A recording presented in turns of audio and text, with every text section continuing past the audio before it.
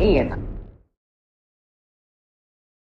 What is going on, everybody? It is me again. It is time to lean in dish for the Real Housewives of Atlanta. Where'd Jazz go? She probably come back in. No chat. All right with that. I like this line range. I thought she was Dr. Wendy for a second. I said, You know, she was the inspiration. I just gotta get it, not lifestyle.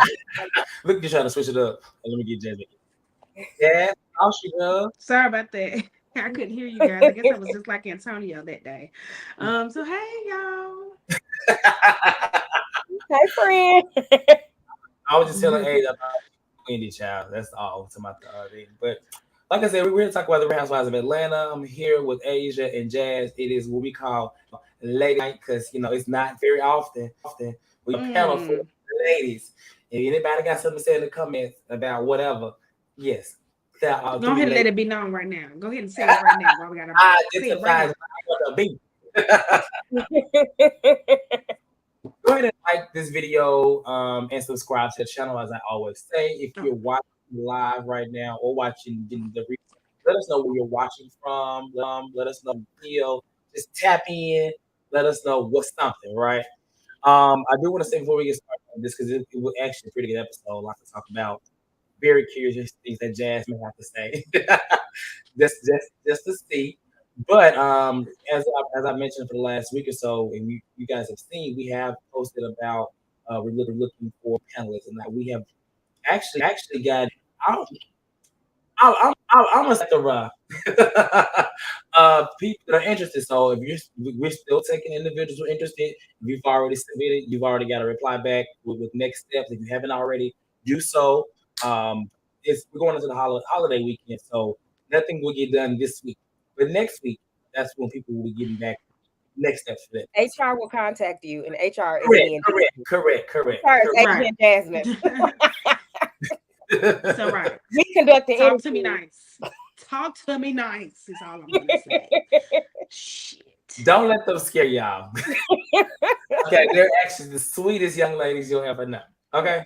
But yeah, let's get into the episode. A lot to talk about. I actually wanted to talk about the taglines, but I don't know them. So I guess that means they're not members, because all I remember Sonya talking about a race and whatever. And the roots and the worldwide and all that. Drew was good. Drew had a good one. What was hers? Yeah. Hers was you can't gaslight me no more. I'm entering the spotlight. Mm-hmm. Oh, that was good. I thought it was the best out of all of them. I liked it. I'm not even gonna lie to you. Like, I was like, hers is cute. That's her chain, lemon and lemonade or whatever. I thought hers was cute, and I'm not a Drew fan. So that's nice. You was one of the folks at BravoCon saying, "Gaslight me, gaslight me." Gaslight me. Yeah, that's nice. I didn't know who Ralph was, and he was a good guy. I would say gaslight me too, but baby, I don't need to be gaslit more in life. It is not nice. Not more in life. Not anymore. Amy, what's going on? Amy, DeMonte, TKC is here. Taylor, yes, Taylor. Drew's big night. That's what I titled the live, because it was supposed to be her big night, but I don't know. It don't like the girls were here for nobody. Right. Maybe Ralph may have been the only one that was somewhere. So let's get into the episode. So we're leading up to I guess a crossover type episode, because Candiace from Potomac is going to be in this episode, which you saw in the preview. But at the beginning of the episode, we get a scene with Sheree, Sonya, and Marlo. Sheree is hosting like a little brunch for them, or she got like little platters and shit. I don't know, whatever. And they're basically talking about BravoCon that just happened. I think this was like Candiace went on tour in October last year. Because I feel like you're supposed to go to one of the shows at one point. It was around October, so it was right after BravoCon, which was in October as well. They talk about BravoCon, the aftermath, and just like how they were, Sonya, this is her first time being a part of something like that. There's only been 2 BravoCons, so at the witness, you can tell she was excited. Sheree, Sheree's been around, but I think the last time they had it, she wasn't. She didn't go, I don't think. I don't remember. Right, all these girls in this scene were excited to be a part of it, because they have not. But they do show some clips of Mama Joyce acting the way that she always acts about Todd, as she's like 10 seasons now. throwing her shade, and Marlo says that Kandi to like leave her alone, keep her name of her, worry about what's going on over there, aka her mama. But we all know that Kandi has never been able to control, handle her mama. Her mama gonna do and say what she wants to do, and Kandi gonna. That's just Right. the reality of how it's always been. Um, Sonya talks about what happened between her and Drew at BravoCon because I guess they were on a clean slate, but at BravoCon they did get into it. Drew brought up some stuff with how I guess their relationship, and Sonya didn't like it. Um, and then Sheree talks about Martell, and basically Marlo says how initially she was not happy for her, not happy, but she didn't really care to hear that she was talking to Martell, but she happy. Sheree talks about how good it's been and how he sent the car over for her and things like that. I'm like, okay. So just give me your thoughts on that scene and these. They seem to have like, I guess it's clearly these three versus the other three. That's kind of what they be given. But give me your thoughts. I'll start with you, Jazz, on this. Anything in the scene, BravoCon, the Mama Joy Shade, Sonya versus Drew, or even the Martell situation.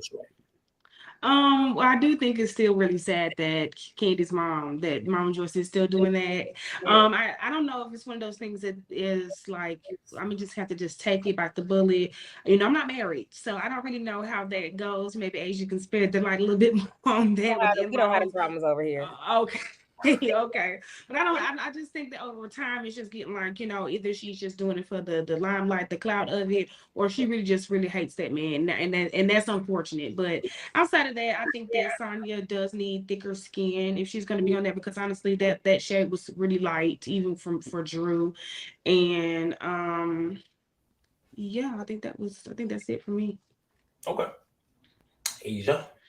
I feel like if Kandi refused to check her mama before, so she can't be mad at it now.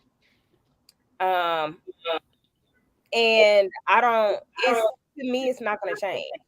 Mm-hmm. It hasn't. What has Kandi done to make it change? You know what I mean? I mean, it's only so much that you can do. She keeps crying. She's cried on TV about it. She's gotten talked about by it. You know what I'm saying? People have tweeted like, "Well, you gonna take care of your mom?" They make jokes about her. You like, just in a relationship, you're not gonna change unless you get tired of it yourself. So maybe she's tired now. I mean, but Let me ask y'all a question. Do y'all think? And like there was another scene where this comes up about Mama Joyce. But do y'all think that Mama Joyce truly feels this way about Todd, or you think that she is maybe production talking to her and telling her like, do this, say this? Because I just feel like she is this was like season 5 when it first started. This is 10 years now that she's almost been married, I believe, right? yeah. And so it's like we've seen her talk about Todd and how she feels about it. We know she feels like he ain't got no damn money, didn't have money before Kandi, and he has rode the coattails of Kandi, right? But then it gets a good space. At least it's like it, because you see, Kandi like that, they be fine. But then it's like every season she'll come back and with the same thing. I just feel like at some point, I mean, now I feel like production may be telling her, "Girl, say that," because realistically, what Candy's best storyline to me was that back then with her mom and Todd when they were in that little trying on dress. To me, that was the most entertaining thing I have enjoyed from Kandi, just from her mama. So I don't know. I feel like they're trolling us with like thinking that we like it. We like to see mama just act up, and they kind of get it to do it. Do y'all feel differently, or what y'all think? I think that even if that is the case, I can understand back in the day, but now it's just become, it's obnoxious now. Yeah. I mean, it's just not hitting where whatever it was hitting back then. I would hope not, though. Like, Yeah. I mean, I would hope that wasn't the case, but I mean, if that it has been said, that where there's smoke, there's fire. So, hey. I think she truly doesn't like that young man. So anytime anytime that they're like, all right, we gotta bring this back up because people think I'm boring, she does. I think she truly doesn't like them. But also Kandi, like, we gotta do something else. I think Candy's story is just simply not moving along. Mhm. I feel like that is the problem. It's not that she don't share her life or anything like that. the story is just not moving along. And no shade to her this time. Y'all try not to cuss. No shade to that lady, but Hold on, let me say something. Let me say something. no. I want to say something really quick. Now, this channel, we gonna cuss now. That's I do not like cussing because I cuss myself, But we want to also try to make sure we keep it, still entertaining, and that's I'll leave it at that. So if you don't like cussing, you may want to go. However, we ain't got no bleepers. So make sure that bleep. And I'm gonna be honest. I'm a motherfucking cusser. Like I cuss, especially when I'm passionate about something. So just put your finger up if it's too much, because I'm not gonna. Because who give a fuck about y'all caring about something? Oh, I'm not gonna catch it, baby. Asia not gonna catch it because I live my life every day. Okay. But I don't like the girl at the bottom block. I don't like the girl. Taylor said the Summer House live was that Summer House. That was baby. I feel like I was at the club. I be triggered. Y'all know nasty stuff be triggering me. Nasty stuff, I am triggered. I'm a black woman. Nasty stuff is triggering.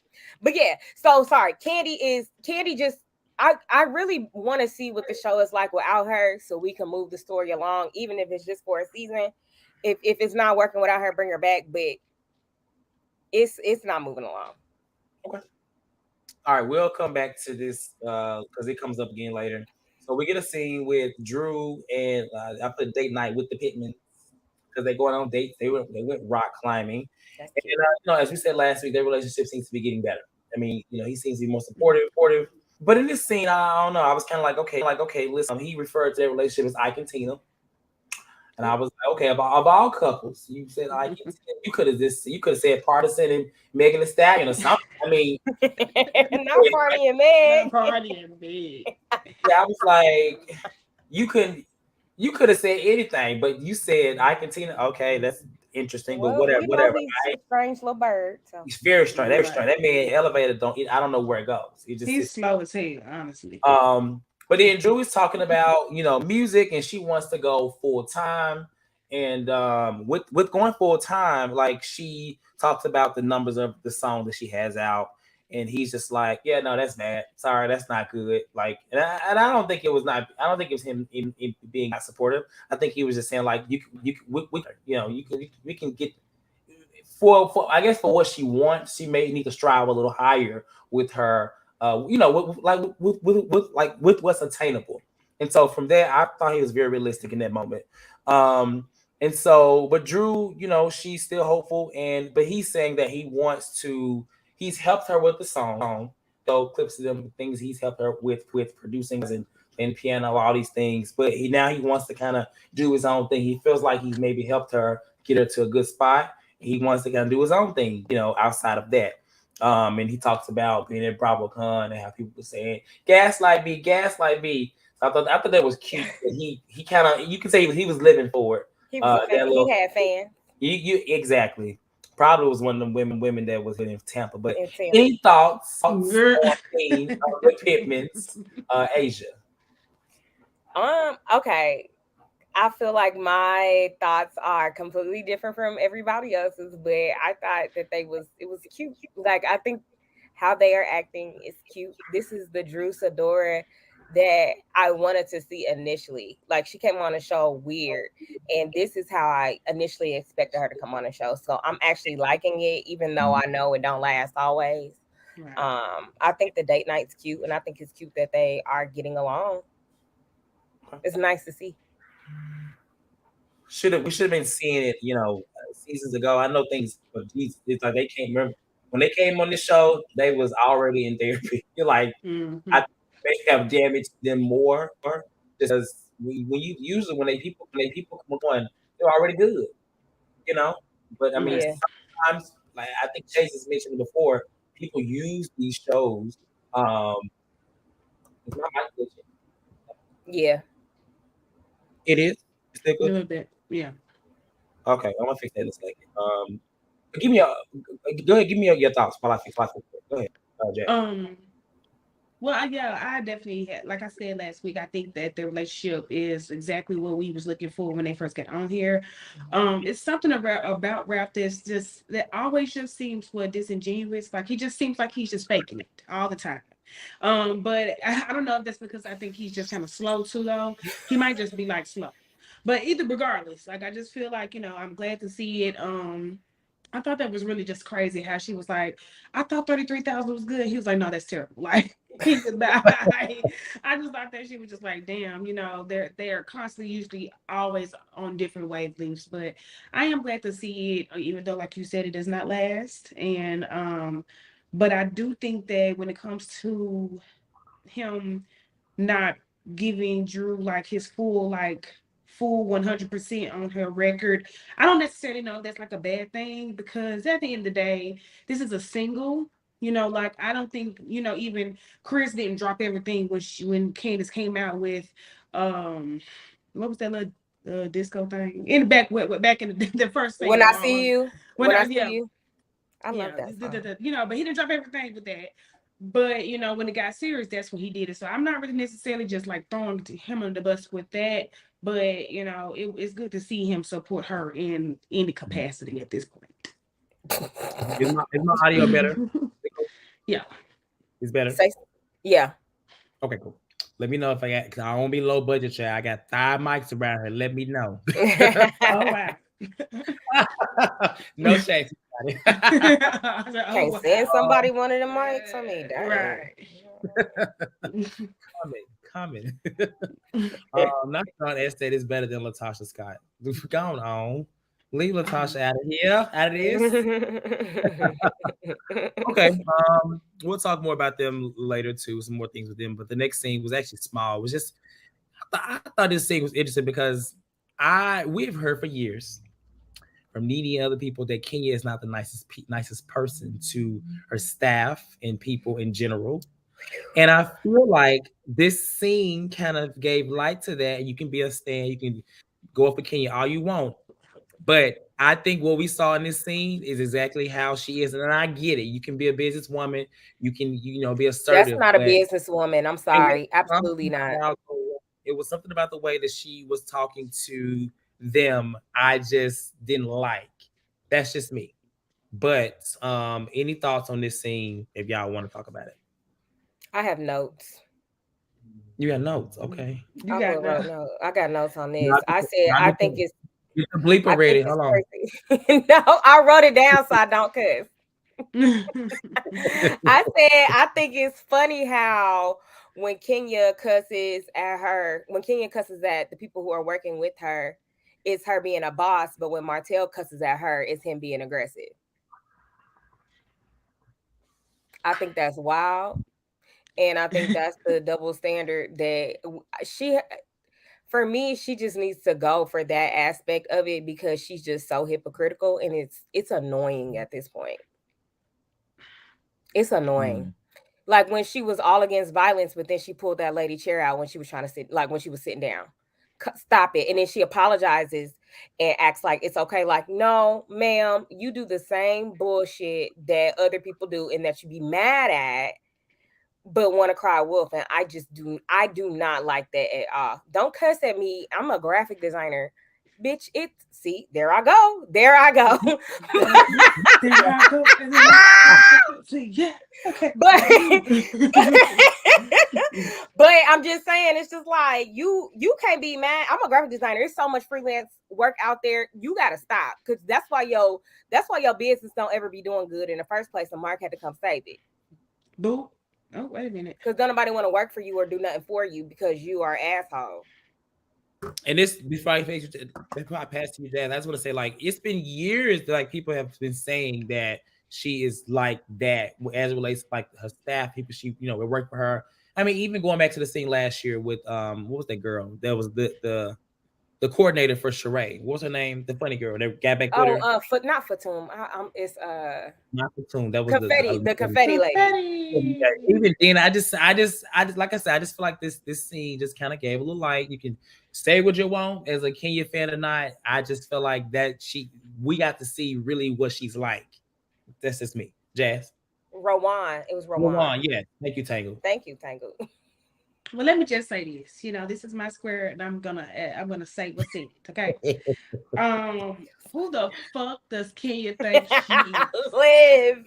Because let me just say, like, it doesn't matter. I'm gonna tell you, I say this every time we have talked about it, every time I've been on camera. I used to love Kenya more. Like, she was the black Barbie, the chocolate Barbie, like that pretty chocolate girl that was in Way Too Tad, that was in Martin, all these things. And to see this heifer come on and be so jealous, so envious, so just outright nasty, bitch. Yes, you don't have to win Miss Congeniality, but you don't have to be a nasty slut bucket and rude ass, like all that extra shit. Like, I don't care what nobody says. Kenya, she has her redeeming qualities for sure.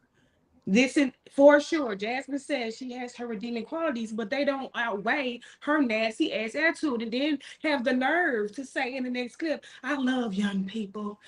They have a special place in my heart.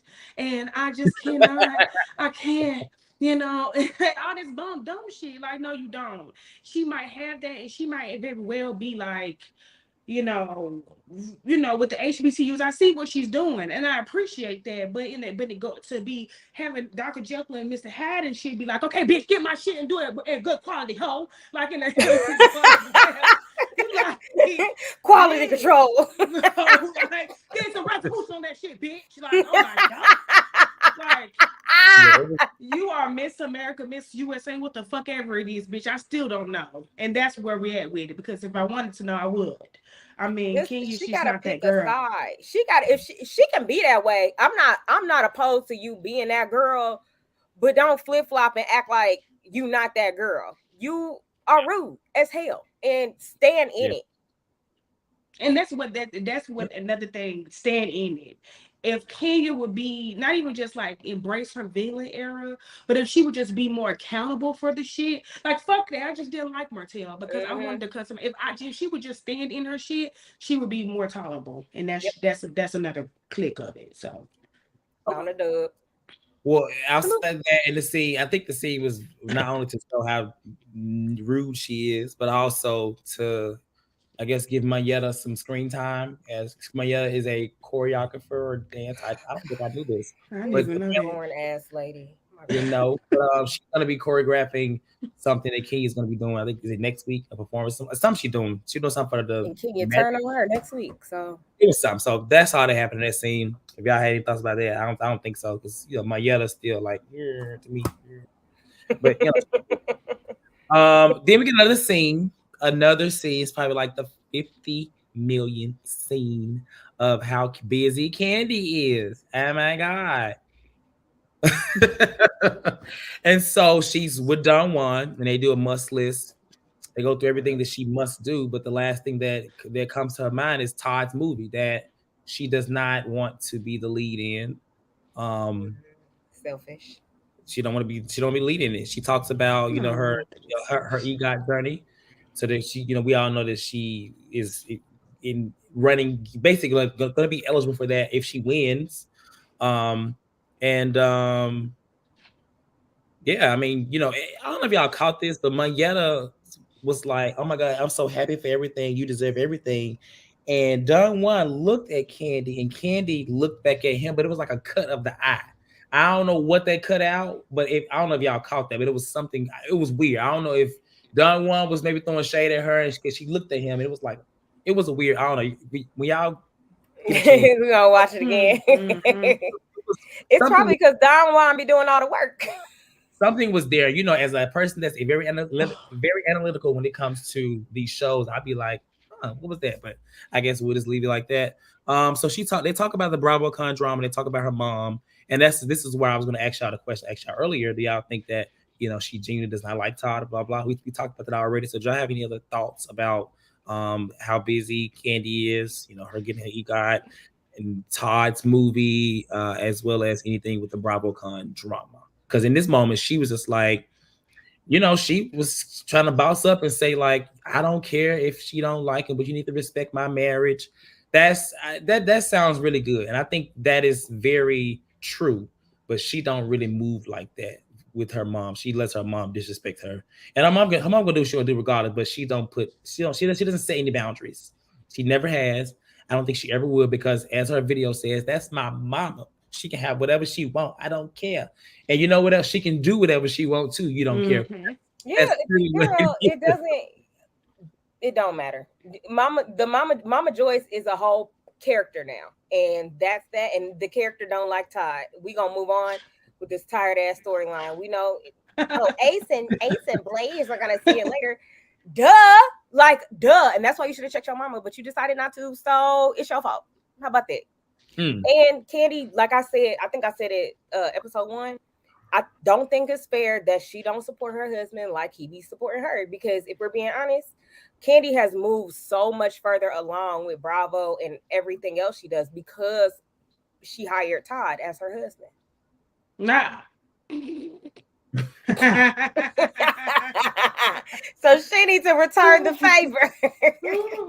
That's it. You have anything you want to add to this part? That's her square up there. That's her square now.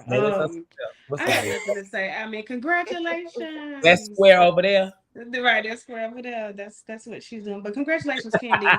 You are 45 years old and you have finally stood up to your mother. Good grief, and congratulations to you.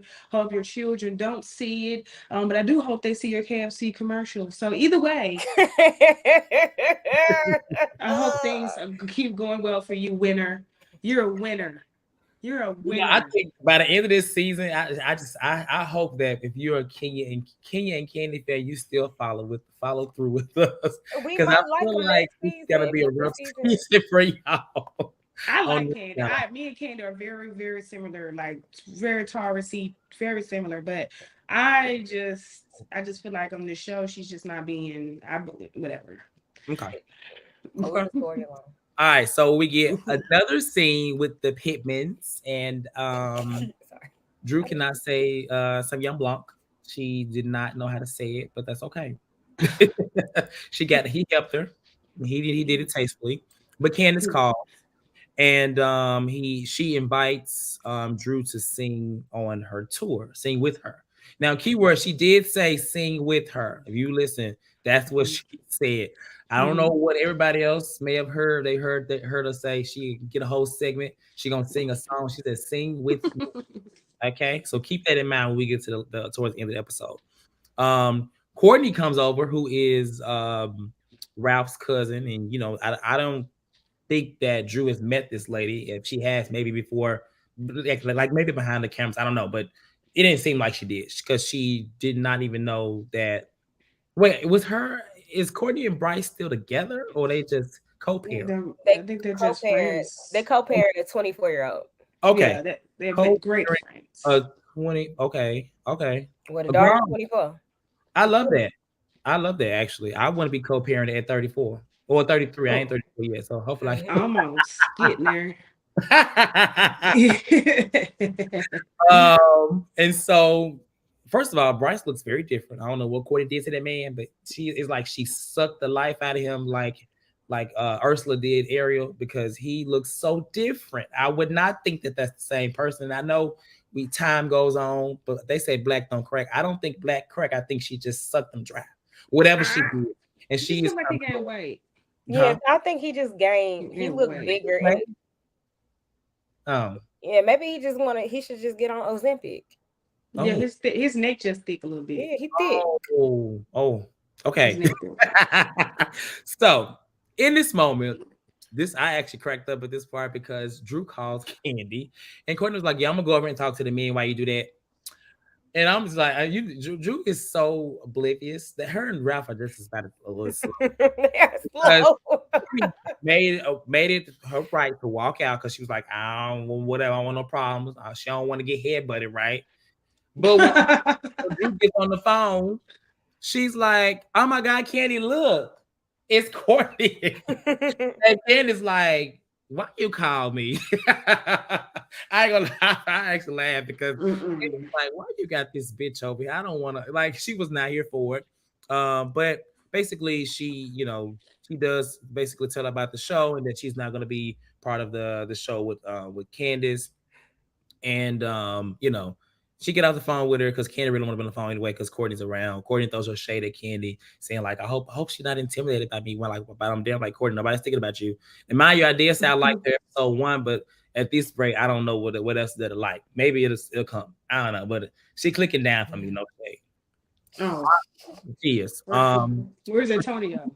Oh, what? In the comments, he gonna say something. It's coming. Don't worry about it. Don't worry about it. It's coming. In this scene, Drew talks about her relationship with Sonya. I guess they're still kind of going back and forth because, like I said, the RHOA thing was just like recently. I don't know when they filmed this, but it was around the same time. And she feels like Sonya changes in front of the group. I will say that there's some truth in that because she is definitely different with who she's around. I will say that whether she's with Kandi, she's mommy, she's cool, and she's always mommy, but she's like, oh, the fan, blah blah. But when she with Marlo and Sheree, she's very messy in the sense. And last year she was a bone carrier. She was last year. But any thoughts on any of this scene with the Pittmans, Candiace calling, Bryce's new look, Courtney, and the Kandi phone call, all that? Any comments there? Drew definitely did that shit on purpose. Now that's the thing. So? I definitely think Drew did it on purpose, and that's the thing. That's the one thing that does irk me about her because I am all about standing your shit.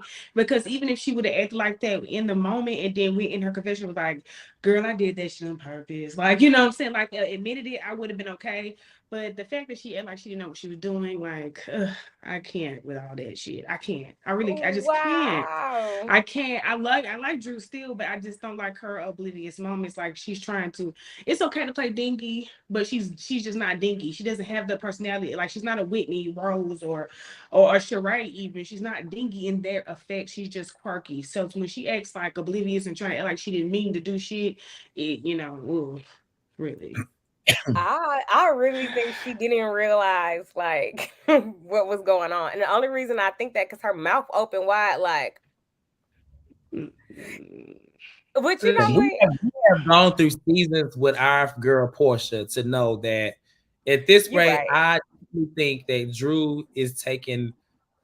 I think Drew is a very sweet girl. Actually, I'm starting to see that she's nice, and I'm not gonna lie to you.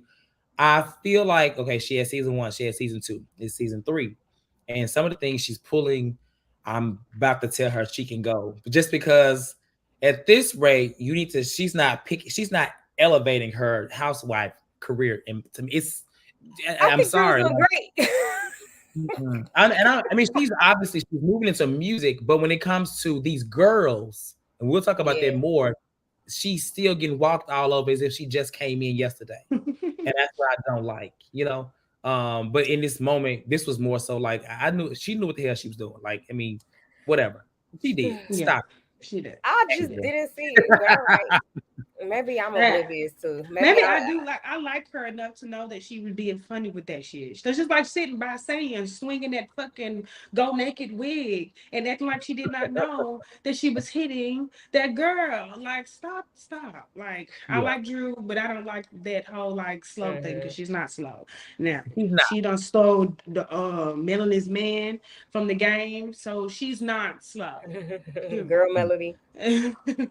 So yeah. All right, so then after that small scene with Marlo in the car with her boys, Rain, I guess she actually went to Phipps to pick up something to wear, I guess. The guy bring her stuff out. I said, come on, y'all. She was on the phone with him. Mm-hmm. She had him bring it out. She was at Phipps. Right. I know the area very well. If you know Atlanta, you know Phipps. Well, if you don't know Phipps, then maybe you don't shop high end, but whatever. I'm just saying if you don't, but Phipps is that's what she was at. It's not Lennox. We know that. No. Sometimes it be close. But we get to the day of the show, and shout out to my friend Nye, who is Candiace's manager. He's just making his way across all the damn Housewives franchise. I love cross-functional. I love it. We was there. Candiace was there, getting ready and stuff like that. All the ladies start to arrive, and Sonya, like all the girls get there. Everybody's there, sitting down. Sonya kind of kicks off things by asking, like, how's everybody with Marlo? Because if you notice, half the table didn't really speak to Marlo. Marlo came in and was, hey, lovely y'all, but basically the camera panned to the ladies that that she's not cool with being Kandi, Kenya, and now Monyetta, which we'll Looking talk for a moment, Monyetta. Yeah. about. Oh Lord, yeah. Not Monyetta. Monyetta. And so, but Monyetta, she did. I write Mo because that name is just it hurts my tongue to keep saying Monyetta. I'm just gonna start saying Mo. It's So, Mon though. Monyetta. like Pokemon. Mon. Yeah, Monyetta. Like Mon, My my mouth hurt when I say that. I'm gonna stop saying it. Not your mouth hurt. It hurt. Okay. So so Mo explains what happened. I guess the issue she has with Marlo. Basically, like Marlo talks behind her back or whatever, or made the comment about her like being Candy's little lapdog, which she is. But that she didn't like that comment, but they're gonna get into it later. So Courtney arrives. Sheree is sick. She says she does not want to go to flop it with Drew. I'm like, she's still throwing shade at her as if she ain't had so many failures with this damn clothing line. But hey, whatever. It's Housewives. Let them throw shade still, whatever. Candiace performs, and I love my girl Candiace, but that wig. It's just for me, it just was so long and she is so tiny. And I feel like I just was not here for it. Somebody on, I called him a hater and got blocked, but somebody on Twitter was like, I hate this fake Beyonce look Candiace be doing. I was like, you're a hater. No, when I saw I tapped into my New York Beyonce, like, because it was given Beyonce, but it was not Beyonce. I mean, I don't want to compare to Beyonce, but I just didn't like the wig. That's my comment. I didn't like the wig. It was too long, and I've seen her other shows and other wigs. I didn't like that one. That's just me. But every different wig on different shows, you don't like them in general. Mm-hmm. Her performances. Her performance. No, this one. Oh, okay, I didn't like okay. This. Yeah. Okay. Mm-hmm. So after she does her performance, Drew comes up in her little outfit and her little boots or whatever, and her and Candiace do this little melody run. I don't even know what the song was. Y'all know what the song is? It's a woo woo woo. Can you woo woo woo? I don't know what it was. It was like can you woo woo woo? It was, but no, it was. If you listen, like Candiace was kind of going on, going up and down the octaves, and Drew was just standing the same. She said, "I'm not going any higher or lower. I gotta stay where I'm at." But afterwards, Drew comes out. And she feels like she just performed in front of the Madison Square Garden, and she's just so happy. But all the girls are just like, that was embarrassing. How much time she was on the stage, and I think it was 43 seconds. And so, any thoughts on this part? Whether it, from the quick conversation of the ladies not really fooling with Marlo, Monyetta spiel, Candiace performance, and I guess Drew's performance. Thoughts, Aisha? No. Okay, Candiace tends to wear costumes. I'll say that. So I wasn't surprised at her look because it was costumey, like she does. She does the costume thing. The look don't bother me. The look was fine. It was that. The whole thing is a costume. That's what I'm going with. It's a costume. So she put her. Somebody said she was cosplaying as Beyonce. Oh, okay. And so I was like, okay, I can see that. So I'm not mad at it. It was around Halloween, so it could. That's what I'm like. You know what? Maybe that's what she was going for. I ain't mad at it. I'm gonna call Candiace and I'm gonna ask her, were you? I'm gonna see, and I hope she don't cuss me out. I hope she do. But it was giving cosplay Beyonce. Now, for everybody being mad at Marlo, child, whatever, move it on. To me, you got to move it along. Move it along. I understand a few of them being mad at Marlo, but Monyetta adding on to it for what Marlo said and like that was just the search for the moment, and it flopped. Like I don't like that. Drew's performance was good for what it was. She wasn't practicing. She hadn't practiced or anything, so it made sense that she just did a few little notes and got off stage her little Fendi outfit. She did one note 4 times. Okay, she did. What makes sense? Let's be clear. I understood why. Jess. Man, this is so cringy. No, that is just so cringy. Just to see how hard Drew was smiling about it and laughed. She was so happy they brought her flowers. It was so cringy because, bitch, wow.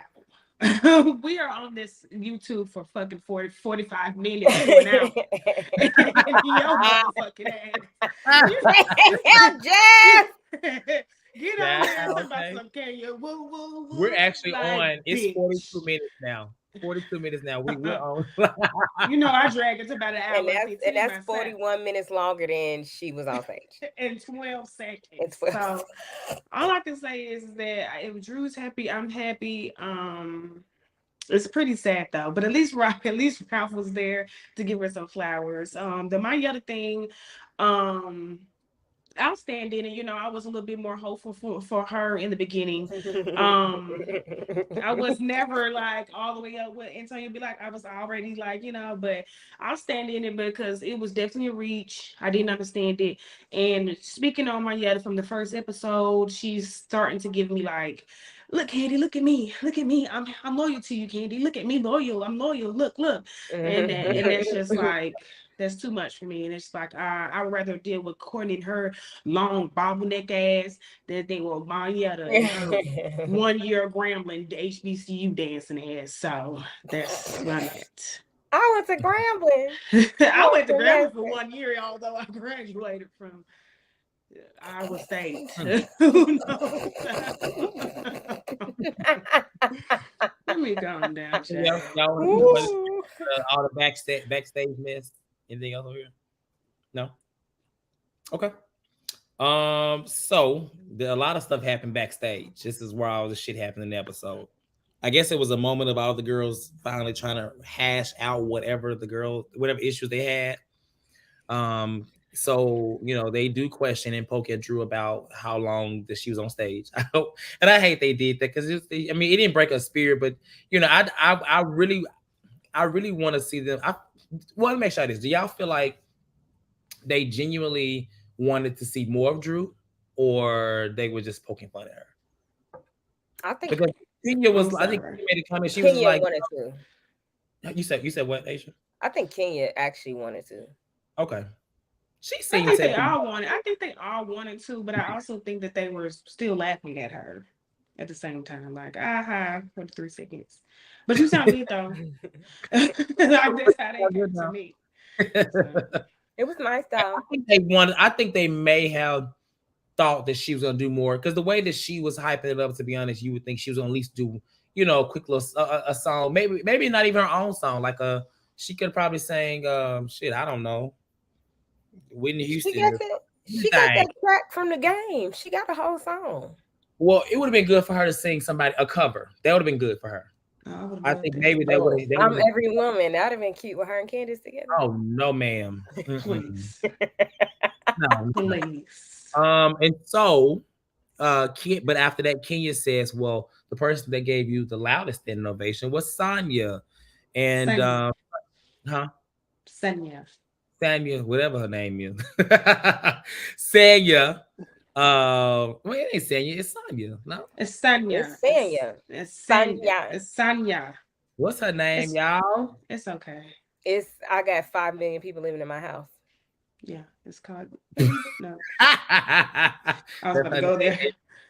Okay, well, so Drew and 5 million people in my house had a back and forth about their BravoCon drama. They finally talked it out. And they kind of get to a point to where Drew just says, listen, you came to my event, to my performance at the Madison Square Garden. It's a sold out venue. You came, you here, so let's just drop it. Because they were kind of going into old stuff, talking about I think Sonya even mentioned the hair flip or whatever in their face, stuff like that. So they were going back and forth. But then what was interesting about this part was that all the women were expressing how uninterested they were in their beef. and how they felt like they were tired of them like going back and forth. But I'm just like, I get it can be annoying 'cause I'm tired of it too. But I mean, hello, there's also I'm tired of Marlo and Kandi. I mean, Yeah. do they think that's entertaining? Because it's not. I'm tired of At King. all. I've been tired of all these storylines, but hey, don't I? To me, it gave okay. These little girls, they done. Jesus Christ, like let's get to the real stuff. I didn't really care, for that, but that's what I got from it. Did y'all get any thoughts on? Have any thoughts on this scene, this part? No, not this part. Okay, we'll move on. So next, and please let me know if I skipped anything because people was last week was saying y'all skipped over. We didn't skip over a damn thing. Okay, just know that. And so And what you can do is kiss my black ass about it too. At the end of the day, if I missed something, let me know. Come on, Jazz. Comments or even on the panels, let me know so I can mention. But anyway, so part two of the backstage thing, Kandi addresses Courtney about the whole ghetto comment. And this was interesting because Kandi got emotional or whatever. So Courtney says that she kind of tried to water it down a little bit, but also saying that, well, girl, I said it was hood and ghetto. I'm from the hood and ghetto, so it should be okay. I'm like, no, that's not. It's getting very much so like, oh, my mama's black. Like, no, stop it. Like, stop it. But Kenya steps in and was like, Courtney, you're just been aggressive. I'm like, Kenya, stay out of it. Let them have their thing. Just stay out of it. I get you want to ride for your friend, but can't let Kandi get this. Just she needs this. Okay, we want this from her.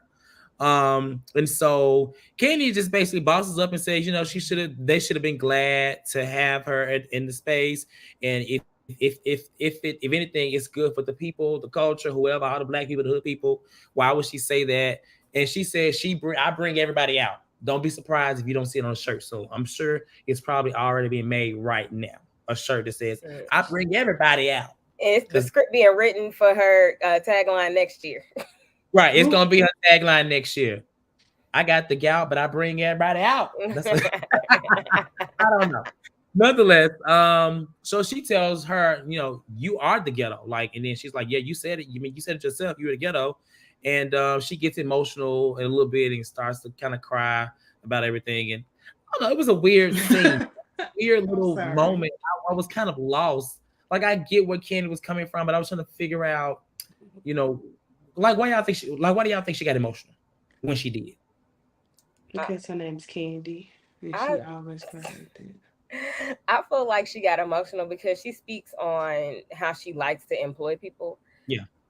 And like that's one of the reasons that she likes doing what she does. And so I think it's just coming at her, like in her mind, we all talk about the sacrifices she make and all the other stuff. So I think it's like, dang, I make all these sacrifices to help, my people in general, whether they ghetto or not. So you talking down on them is like messed up. I agree with her. Like I 100% agree. So I think that's where she was trying to control her words and her, I guess, like what she said next. But at the end of the day, I think it hurt her because those are her people at the end of the day. Yeah. Okay. I can see that. I have a different viewpoint. You know how you can agree with something, but you came to the same conclusion a different way. Mm-hmm. I got it on the way of, because I think that when people grow up in less than ideal circumstances, or they come from the mud or whatnot, that they have a sensitivity to being called ghetto, and they have an insecurity about now. No matter how much money this woman can make, she might end up being an EGOT winner. All these accomplishments that she has. I mean, sometimes I do think that that a lot of that emotion and passion comes from her trying to always prove herself to be like a legitimate businesswoman worldwide. I am a figure. I'm not just Atlanta's finest. I am finer, period. So I do think that she kind of has a stigma about herself that she kind of has had, or even with Escape, they were the baggy clothes, and they were the cool girls, and they were kicking shit and all that shit like that. So I just feel like that's her own insecurities, but I don't think that it's unwarranted. I'll just say she ain't get no goddamn I don't think it's the way that popped up. I'm sorry, yes. popped I up was so like, fast. I ain't gonna put on the screen though, but dog. I mean, I think that I think her being in the room, I think her just being in the room and nominated is enough. And she might not feel that way, but she shouldn't. But I just think that might be her own insecurities, which led her to being emotional. But I just hate the fact that, and it might be a Taurus thing, because when I get upset, I do kind of cry. Like when I'm really, really upset, I got cry. So it's like cringy to see, but it's also like I get it. But you know, Courtney, please yeah, go I don't like ahead. in general, like the whole ghetto thing, like is we talked about last week. I said it was cringy when she mentioned it, like when they first came up. It's like, huh? Like I get what you're trying to say, but that ain't gonna never come off well. I The mean, way you think it's going to. it's not, Yeah. especially like it could turn into a whole thing. Like I said, it could turn into Potomac. It could if they really took it there, but Atlanta don't do that. They don't do all of that, and so I'm glad it did. I'm glad Kandi kind of shut it down with that, and you know I thought she ate it up. She ate the girl up this scene, made Courtney look even more crazy than she looks in this moment. And I hope that this is the last of this little beef because it's annoying. Too. It's like. Yeah, because Kandi It's done no, did. it's no Kandi substance done, behind it now. At first, I was like, okay, but now it's just like, okay. I don't mind Courtney still, but Well, I do mind her football head looking ass because it gets to the point. It's just like now you're just like definitely fucking hate Arnold. Like I get to a point of just like girl, just go. She's like a fly, like a gnat. let's Like give her another episode. I'm gonna still see what because I mean she gonna be around. Clearly, she's not her and Mo ain't going nowhere. Yeah. What's going on, Alex? Okay, so this scene here, this is where Mo she bouncing up, right? So Sonya moves on over to Mo's issue. And for those that are just joining, I'm not saying Monietta. It hurt my tongue. It's hard to say. That's what I'm referring to as Mo. It's Mo, that girl. So she brings up the shade that Marlo threw, and she feels, Marlo was actually confused, but Kandi had to step in and help Mo. And Mo is mad. She just feels like, Marlo was not respectful of her. And if you notice in the scene, Kenya was just smiling and smiling. And y'all see, she was just like, get her, Mo. Mo was not getting her. Kenya, I'm sorry. I know you don't like Marlo, but no, she was not getting her. And to be honest, Marlo really ate this scene by being like, is that all you mad about? Okay, I'm sorry. Bloop, and moved on. Right. Like she flicker like a little fly. She and I before. Like Marlo, you get a point. You get a point.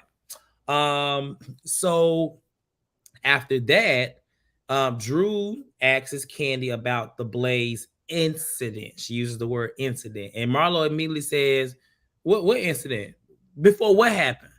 The shooting?" She want her to say the word shooting apparently, but Drew is not saying it or whatever. And so of course Kandi says that she can't talk about it. Marlo gets upset and it's like, I'm about to go home. This girl, she don't open up. She never opens up about anything. She don't talk about anything. She gets to escape everything. This is how Marlo feels. And Kandi fires back and was like, let's talk about the person who face you cut.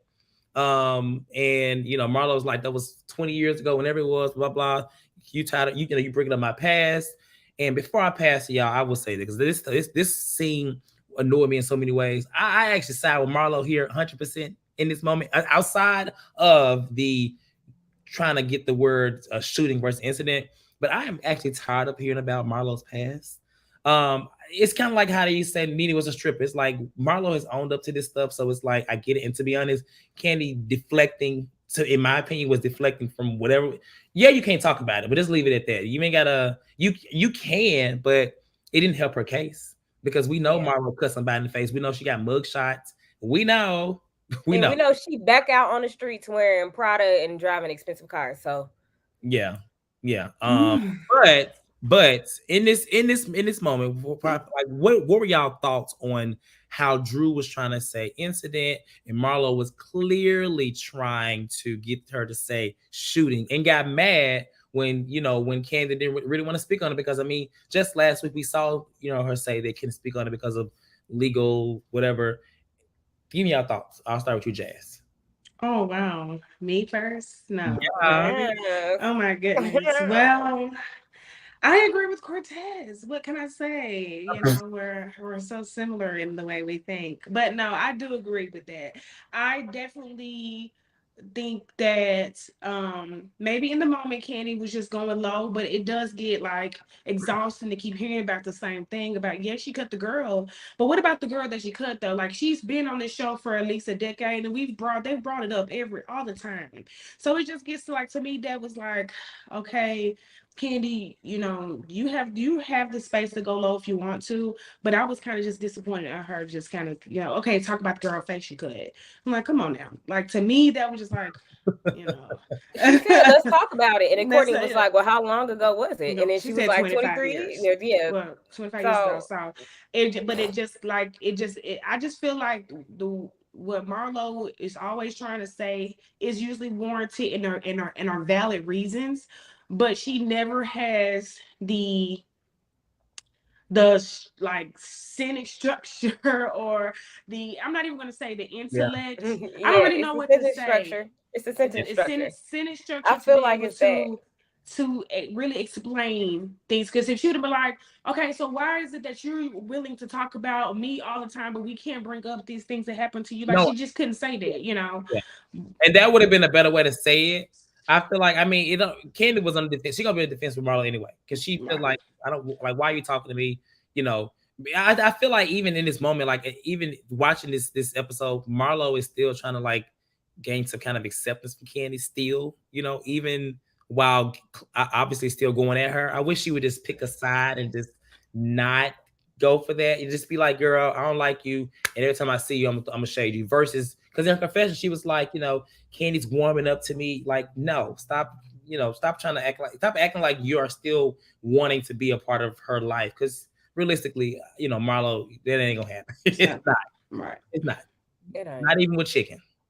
Hey, not even with chicken. I don't understand why Marlo couldn't just say shooting like she did. Like, I feel don't get people to do your dirty work for you. And if you are trying to get people to do your dirty work for you, you got to hide that shit. You got to be better. You got to be quicker with it. Yeah.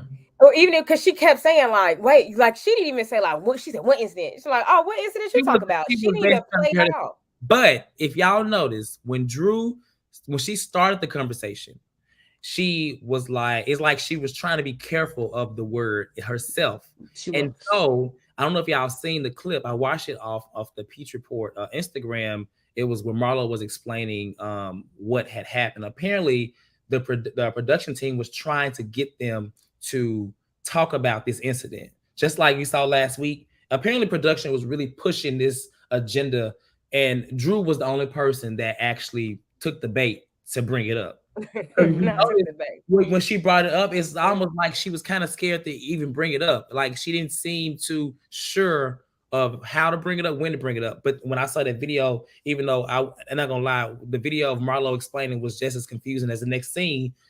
It makes sense that production clearly had their hands in it, trying to get them to bring it up, and they wanted to be a thing. They obviously it happened, so you know. But I do think, you know, Kandi, you know, I don't think she doesn't share her life, but there's a lot it kind of gets pushed over. She is more controlled over what she shows.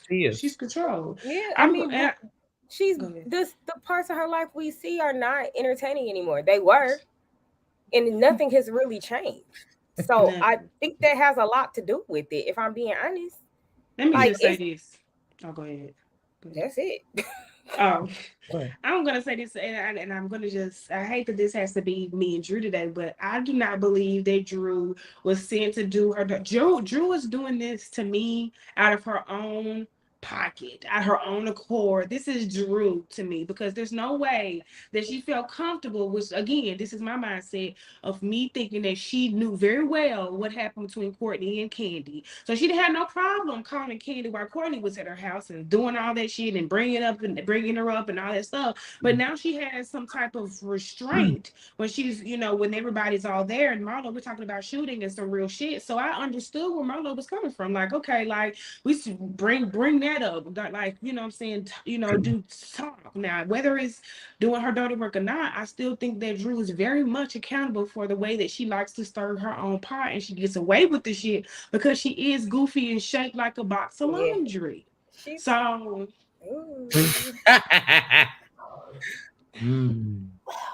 I feel like like I'm Drew. gonna tell you So something. I know, and I agree with Amy here. And Amy said, I bet Kandi went in on production after this scene. I'm sure she did. She probably went on them several times.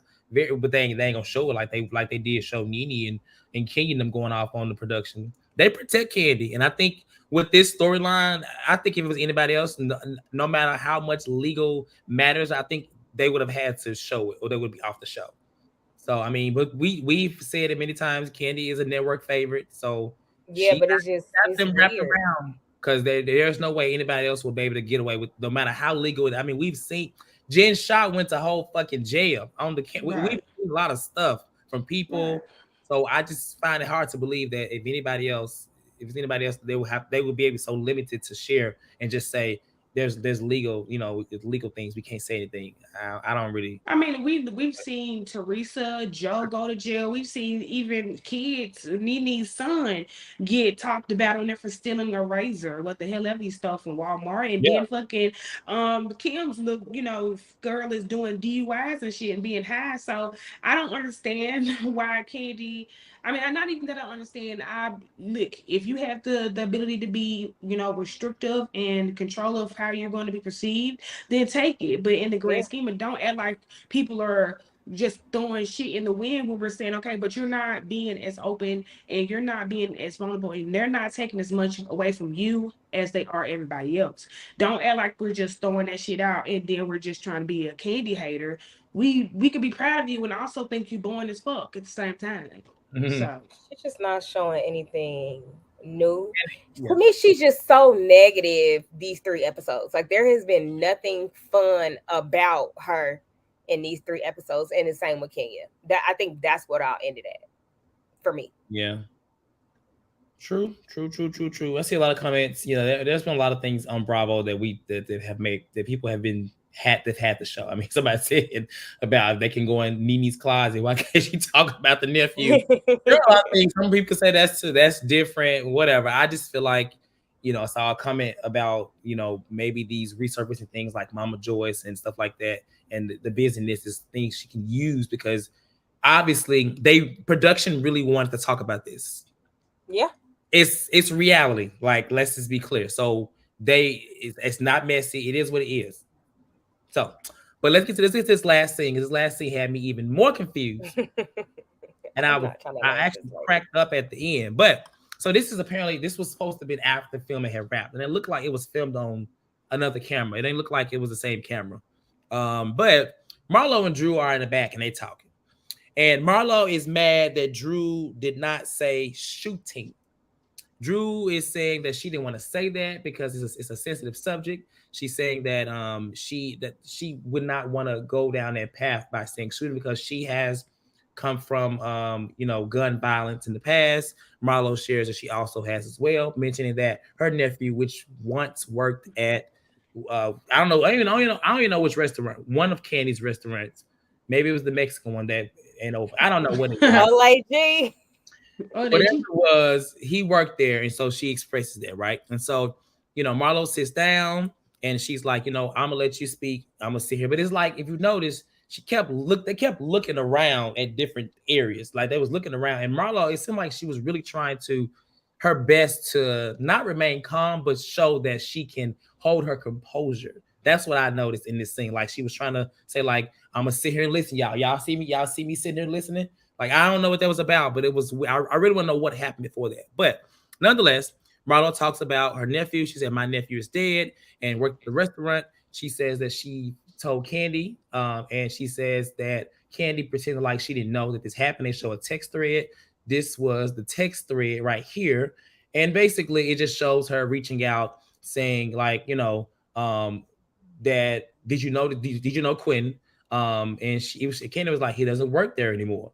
And she was like, that's my nephew. He got killed. Candace like, oh, really? I can hear that in her voice. Oh, really? I don't know. Yeah. Oh, really? Right. Oh, really? But basically, this is what they Okay. show. And he got killed, right? And so after that, she I feel like you guys can tell me. I feel like Marlo felt like Drew was dismissing her feelings on whatever was going on. I mean, what happened with her brother? Because that's what because basically Drew was like, I'm not like because she was like, I can't speak now, Drew. I can't speak now, Drew. And I don't know. One thing led to another, and Miss Marlo spazzed out and said, "That's my fucking nephew is dead, bitch." And I was kind of like, "What the hell is this?" Because first of all, you really don't see Marlo like act like that. So, but baby Drew was even confused, and baby she left us with this. We all had the same thing. We all was like, "Huh?" This is literally me. I'm like, I ain't never wanted to be Drew Sidora, but I was Drew Sidora in this moment. In a better shape. But what were y'all thoughts? Because Marlo storms out more into the parking lot and she just yelling, all this fucking acting, all this damn acting and blah blah blah. What the hell was this about? What did y'all get from this scene? I am lost. If you can find me, please find me. But starting with you, Asia. I don't know, child. I don't know. Only thing I could think is that maybe the grief is hitting her again, Okay. and people grieve differently. Because I don't think I've ever seen Marlo just spaz like that. Like she was incontrollable, walked away, like she couldn't breathe. Like I don't know what was going on with her.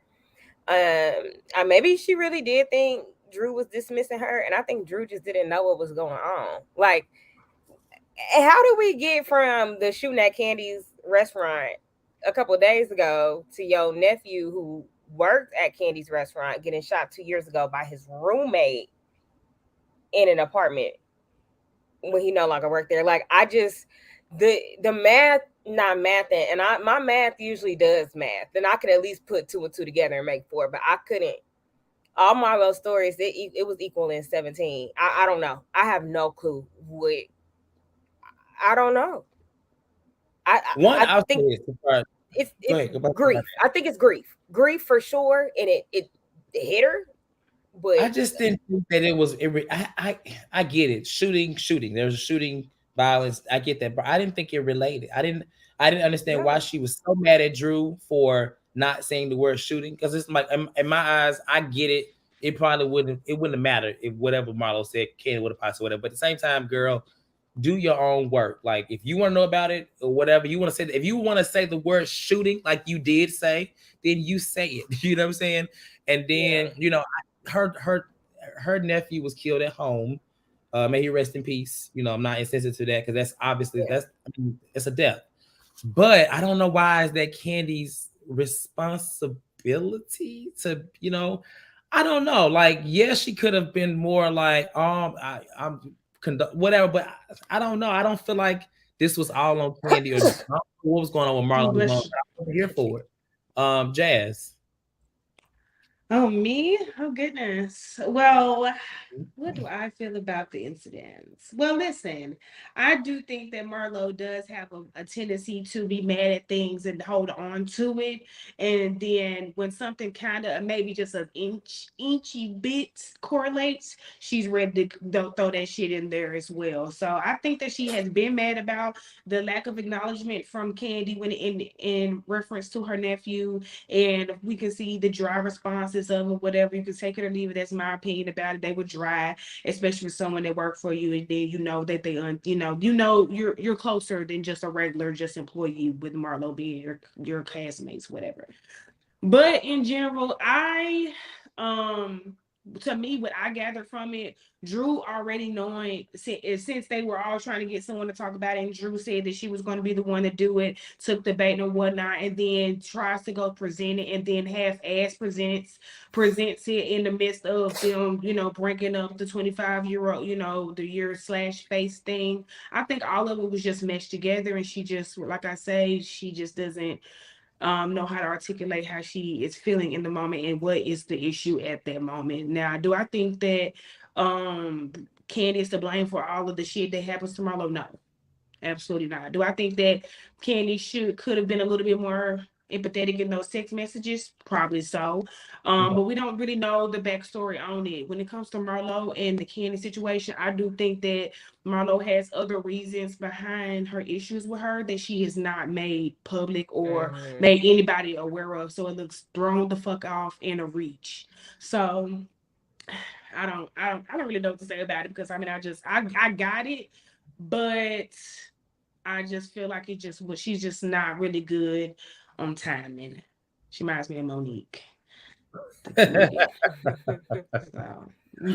Yeah, I don't know. I do think, Kandi could have, but I don't think it was, I don't think she had to. You know what I'm saying? Just because he worked at her restaurant, I mean, to be honest, no shade, it gave like he was just a number at the restaurant, like somebody that an employee. Maybe he was obviously her nephew, her family, but to Kandi in the message, she was just like, oh yeah, I think he stopped working here yesterday. It was I'm sorry, that's not funny. I mean, right. I mean, I saw it in the comments that somebody said that she doesn't feel empathy, or she's not able to really show a lot of emotion for anybody else outside of like her mom, and her immediate family. To me, that's just just like a Kandi thing. I don't think that she honestly meant. I don't really know. Like, I don't know, but because it could be because it's Marlo, or it could be just how Kandi is. That's just what I see. But I'm sorry. Okay. So we got some callers in the queue. I'm gonna go ahead and get them on. Shout out to East Awesome for this super chat. We appreciate it. And the comment is RHOA and Kandi are not accountable for gun violence. This is the wrong platform.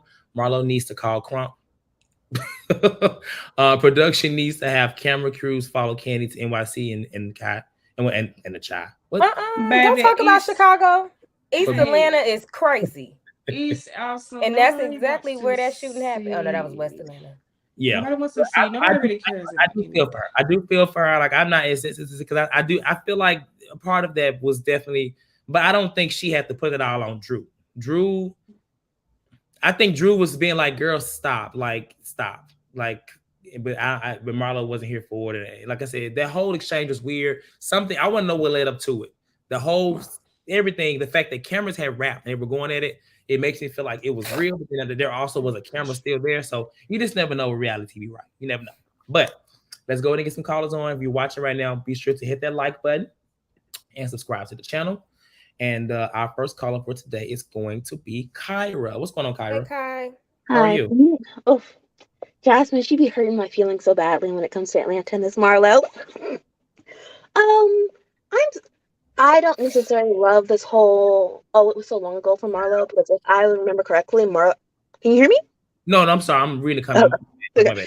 If I remember correctly, Marlo all last season was talking about how Kandi and Kenya were whores from the 90s, and I'm 25, so you're talking about rumors and her dating rappers and all this kind of stuff 20 years ago.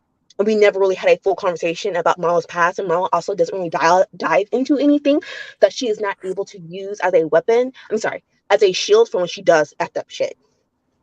It is very exhausting for her to now say 2 years ago, when I don't think Kandi and her have been close in a very long time, for you to be this upset. It just felt like she wanted to use, even if it was production, which I completely understand. If it was production, who wanted to be talked about again. It felt like she wanted to use that moment as a gotcha, let's all dogpile on Kandi because something went wrong in her life. And she just didn't want to be the one who started it off. And then Drew did it, but Drew didn't do it the way she wanted her to do it, which I don't like. If you want to do your dirty work, then do it. Yeah. And you still said shooting. So you could have set your piece right there. But since it felt like since that scene didn't go the way she wanted it to go, she pulled this extra stunt with Drew. Because it's like, it does not make sense that you are triggered by this. And most of the time, which obviously human psychology is very varied, most of the time, though, you hide away from your triggers. So you are not trying to have a fight with someone for not saying the shooting word when your nephew has been shot, for one. For two, are we upset that Kandi hides her past? Are we upset that if this happened to Marlo, they would be dogpiling on her? Because it also feels like she threw, which I'm so sorry that young man lost his life, but it feels like she threw out her nephew to cover up the fact that it really feels like this is something that went wrong in Kandi's life, and I want us to be able to talk about it for a long time. And I get the show wanting to talk about it, but to me, it wasn't like when her fiance died. That's her fiance. It wasn't like Kandi got shot. It wasn't like her kids got shot. It was someone who we rarely see on the show, her godson that we rarely see on the show, at her restaurant when she wasn't there, between an employee. She talked about it. we talk about in this group scene, but now you have to have this extra scene with Drew to go off and then all of a sudden pull up your nephew. It felt like a stunt when she's leaving and then she's going to buck up in Drew's face and say, my blood nephew. Because it felt very intentional because Candy's nephew is really her cousin, who's her godson that she raised. So it almost also felt like it was my real nephew. And it's too convoluted. He wasn't working there for 6 months. He wasn't working there for half a year. Because Marlo said that on her live. He wasn't working there for half a year. It seemed like she didn't even know that he was working there. You text Kandi, she says, "Oh, I'm sorry," and then you get into the scene, and the scene seems like what they do on regular shows, where like we might talk about it in the background, and then we act like we haven't talked about it in the scene. So she brought it up to Kandi, like it's the first time she's telling Kandi, and Kandi said the same thing she said in the text messages. But Kai, you gotta admit, Kandi is being insensitive in that moment. You have to. What else are we? Well, we haven't seen the rest of the scene, but what else were we supposed to be doing? Because it's also this very weird thing where Marlo's always expecting something from Kandi, but I don't really see what Marlo's giving to anyone else. Like we say, Candy's not empathetic, but I see Kandi do a lot of things for people. I don't see Marlo doing anything for anyone else. What Marlo's giving to anyone else. Yeah. So that part to me is confusing when we're like, oh, Kandi should have done X, Y, and Z. I'm just like, I don't know what I would say to someone if we're not really close and something happened and I don't really know this person. I would say, I'm sorry that happened. Like, I don't know what else am I supposed to be saying just because we're on a show together and we're no longer friends and you've been writing me for how many years? And you also don't give to me what you're expecting from me. But I know we have a line. Yeah, we got a line out the building, child. So let me go get them. You definitely make some very valid points, though, especially as it relates to, how when you said about her trying to come at how her blood. To me, that was weird. That was just too weird. That was her last line when she left. Okay. Well, thank you for calling. Okay. Have a nice day, everyone. Thank you. Bye. All right. Our next caller is going to be in. When I get y'all in, make sure y'all come in. I'm kind of trying to get y'all in and out, so I want to make sure everybody can get on today. What's going on, TKC? I think Marlo is extremely weird for that last scene. I still not understanding what her issue is, even though I can't stand Kandi with her thick neck. But Marlo is extremely weird for that last scene. Like I don't understand what she wanted Kandi to do, what she wanted from Kandi. Kandi clearly said, the boy don't work there anymore, so it's not her problem. And even if it was her problem, like what was Kandi supposed to do? I mean, she could have sent like a bouquet of flowers or something, like most jobs do when somebody passed away. But what was Kandi supposed to do? I cannot stand Marlo and her thick tongue, but I do love the fact that Kandi, because Kandi did advocate for Marlo to get a peach, and she did it out of spite towards Portia. So I do enjoy the fact that Marlo is keeping her Giuseppe heels on Kandi's thick neck. So, but yeah, anyway, Kandi in this thing, like, I don't get why y'all saying that Kandi can't talk about it. It's a legal matter when it's public. It was on the news and everything. So she can't talk about it. If Kandi can promote her restaurants on the show, she can talk about what's going on in those restaurants on the show. She had a whole spinoff based around the show. And Courtney, it is like everybody saying they want Courtney fired. It's like, why do y'all want everybody to come on here and be team Kandi all the time? Nene was at HBIC for years, and every single new person that came on the show came for Nene. They came for Nene. So why can't nobody come for Kandi? Like, why Kandi got to be in a safe space all the time? Why Kandi, why can't get her feathers ruffled? Like, why she got to coast by? Why she getting a check and not doing nothing? So I don't. Hopefully, this New York reboot goes well, because Atlanta really needs a whole reboot. Because Kandi being the lead of the show, it is not cutting it for me. And I can't stand Kenya, but Kenya is a main character, and she's surrounded by B characters, and it's just not working. Okay, agreed. Well, on that note, I'm gonna get you off, but thank you. Okay, TKC. Bye, TKC. Bye. Bye. Our next caller is going to be Ashley. What's going on, Ashley? Hi, y'all. Oh, hi, Ashley. Yes. I'll say this. I think just going off what TKC said about Kandi, I think it's more about mitigation more than anything. Like, I think she just wants to make it less than what it is, or reduce the amount of liability that her restaurant game. So I don't think she's trying to hide that it happened. But the more you talk about it, the more you just never know what you would say. And when you want to show with people that may want to take your business down, you may not want to discuss with them what happened because you just don't never know how they'll twist it. But I do think that it is slightly unfair, but that's the cost to be the boss when you've been on something for a much longer period of time than somebody and you're Miss Worldwide or whatever. But I will say that Marlo, it was insensitive. I will say this. Kandi was very insensitive with not consoling her. I feel like as a woman, you know, you may want to console, but also I'm not going to put that burden on her because I feel like, Marlo, why didn't I know that he worked here before today? Like, that could have been a great talking point, a whole different conversation. And we could have been like, oh, that's show. But then again, you know, I don't own a business, but I am the founder of an organization. And for me, I'm not going to know every little last thing somebody that's maybe a crew member or somebody at the lower level is doing. You just can't possibly know all of that. So you may know their name, you may know little information, but you really can't feel what Marlo is expecting her to feel. And I think it was the whole, not my nephew died and he happened to work for you. He worked for you and then he died. So it's the way that it was worded and the language is where he died in the restaurant. And when you hear it and you hear what actually happened, you're like, why did you word it like that? And language is very important because that's how people be getting caught up. So I think that Kandi is more business savvy than anything. She understands that although we're friends, this is a network and I'm not about to let you tear my business down. Don't even mention my business in shooting in the same sentence, or don't mention my business and violence in the same sentence unless it's directly related.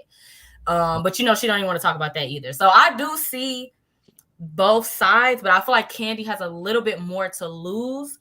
And that maybe, you know, she may be intertwined with Bravo in, you know, different ways that she lose, they lose. So I don't know. I think Marlo should put her thinking cap on and recognize that that's what's happening and pick which one she want to do. If she wants to be cool with Kandi, reap the benefits of that. To me, Kandi seemed like it's a very simple set of rules.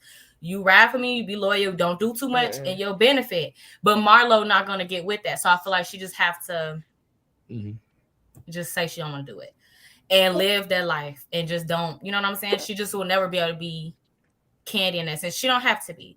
She needs to stay on the losing team, and that's it. Not the losing team. But yeah, I think that she just definitely needs to realize what show she on, who she's dealing with, and you can't be mad production don't favor you. That's the job you signed up for. And you know what? Put that work in. Make them favor you. When you say that, I do feel like Marlo wants that queen bee treatment a little bit. Or she sees it in Kenya and Kandi. But I mean, unfortunately, Marlo, you have been around, but they have worked a lot harder to get to this. Harder. So and they're insufferable sometimes. And you know, some of that is a character. And so when you have stuck to being insufferable for a check, and there's other people not willing to do that, like Drew, who's going to say incident instead of shooting, they don't want too many Drews because they're not going to start nothing. But when you have people who are insufferable but watchable, those are the people who they're going to favor, especially when they get into their money. So it's a balance. Like, I could understand if Kandi didn't have nothing, but she has a lot. So it's like, you know, can't take down the president. Okay. I got two more calls. Right. Thank you. Bye, Ash. Bye. All righty. I don't know who this is, but I have an idea. Hello, highest paid. Hello, team. How are y'all? Good evening. What's going on, Antonio? What's up, y'all? Hey, everybody. So I'm gonna try to be as quick as I can. What's up, boo? Asia, your lips is like popping over here on this side. FYI, I hope y'all bitches in the motherfucking comments talk about that shit in the comments tomorrow. How Asia lips look so good. Please, Antonio. Okay, I'm sorry. Y'all ain't like my wig, but y'all ain't say shit about Yetta's wig. That's all I got to say. But okay, y'all. So listen, Drew knew exactly what she was doing when she called Kandi on that FaceTime. I think for me, what this episode showed is that those girls wasn't given a lot, in which I blame Andy and the executives, and I also blame production. Like the storylines that could be there and the people that could be there really, really working and giving y'all something to work with, y'all don't want them back. or y'all don't want to pay them. So there's that. But, Drew knew what she was doing when she called Kandi on FaceTime being messy. I wish she would just own up to it. Girl, you want to be the villain or whatever, then be the fucking villain. Monyetta and Courtney, they, I think, are a true testament to how kind of lame this season may have been. Just because they were able to stay there the entire season. Do we see how Marlo shut Monyetta down? Like, it was crazy and laughable. Like, she really talked to her like she talked to her little nephews that she got at home. She did. The scene at the very end with Marlo, she did state that production wanted her to, wanted them to kind of talk about it. Mm-hmm. I'm not a Kandi fan or anything like that at all, but I'm looking at it like and people mention like Erica Jane stuff. Erica Jane got lawsuits and shit like that she was fighting and dealing with. So that's why she talked about that on the show. People mentioned Jen Shah. Jen Shah was actually doing the fucking crime. That's why she had to talk about what she had to talk about on the actual show. So there were things that these people did that they actually did themselves or they were involved with. In regards to this shooting at the restaurant, Kandi said, it was a shooting. I don't really know what else they want her to say. It's not like they are, Kandi was in the restaurant or it was a whole gang initiation and Kandi had to like hide up under the cabinet or some shit like that. Like she wasn't even there. I don't really know what else they would want from her in regards to this, because even in that moment, if she said, yeah, my nephew or godson or whatever, he got shot. The person was mad, came to work drunk. Same thing she said in her confessional, and it's still an ongoing investigation. What more of a storyline, and I put that in quotation marks, could they pull from that? Was my thing. Marlo and somebody has already said this, but in the words of Nene Leakes, it's getting weird. Like, if you want someone to bring up some information about Kandi, then just go ahead and do it. You did it all last season to try to get a reaction out of Kandi. You might as well go ahead and stick to that script and keep going. I hate that production has kind of put those girls in that situation to where it's like they're grasping at straws in an effort to try and make this an entertaining show with believable storylines. It's exhausting. And that whole thing with Drew at the end was just, to me, it was crazy. It was completely crazy. Really placed too, but I guess they wanted drama. But okay, thank you, Antonio. Thanks, guys. Y'all have a good night. Cut me a little bit of your check, please. Oh. Yes, paid. We all lie about our checks around here. Clearly. All right, Sierra Content, you got like a minute, okay? And I gotta get you. Okay. Thank you for just letting me on. Go ahead. What you got for us? I think it's great that, the tables are turning for Kandi. She did all that plotting against Nene with Kenya and Cynthia and with production to get Nene off the show. And in my opinion, it's clear as day that production wants her ass off the show. I'm sorry, I didn't mean to cuss, but the way that they put that text message together at the end, and then they had that sound effect on Kandi's dry condolences, and they got all these other people coming against Kandi. I'm here for it. It's well deserved. She's boring. She's unwatchable. And she's just not interesting. Nobody wants to hear about Mama Joyce and Todd. Nobody cares about Don Juan. I'm bored. And Kenya, what are you doing, sweetie? I'm asleep. We need Portia. We need Phaedra. We need Nene. And Asia, I agree. I think, listen, Kandi needs to take at least a season off. I'm sure Bravo can still make money off of her dildos, but she can take a season off, just like Nene has taken many seasons off. Like, the core group is like Nene, Cynthia, Kandi, Kenya, Portia, and Phaedra. Everyone has taken at least a season off other than Kandi. It's time to go. Okay, I love this show. I love y'all. I love you too. You can come back anytime. You need to go first. Next. I know that's right. All right, I'm gonna try to get you in early next time too. Okay. I know I was late. I'm sorry. It's all good. We appreciate you coming here though. Thank you for calling in. Thank you. Yes, thank you. Right. Bye-bye. Thank you. Sierra Content came in, baby. She's unwatchable, boring. I didn't hear nothing. I need the sound effects to go boom, boom, boom. Because I was like, oh. But anyway, with that being said, it was a really great show. Thank you, panelists. Thank you, Asia and Jazz. Thank you to our callers, Sierra Content, Highest Paid, TKC, Ash. Who did I miss? Somebody that was in here. Kyra as well. all of our callers, all of our viewers today. Really great show. Don't forget, if you are interested in becoming a panelist, the instructions are out there. Simply send an email to the Lean Virtual Show at Gmail, just stating you're interested, and we will respond back with next steps. Like this video, subscribe to the channel, and we will see you guys. If not next Monday, probably tomorrow for Summer House. I'll be there. And then Wednesday, we'll be here for New Jersey doing Teresa's wedding special, unless it's awful. But with that being said, like, subscribe. Thank you, everybody in the chat. Good show. Good night. Good night, y'all. Good night. Asia. Good night. Bye.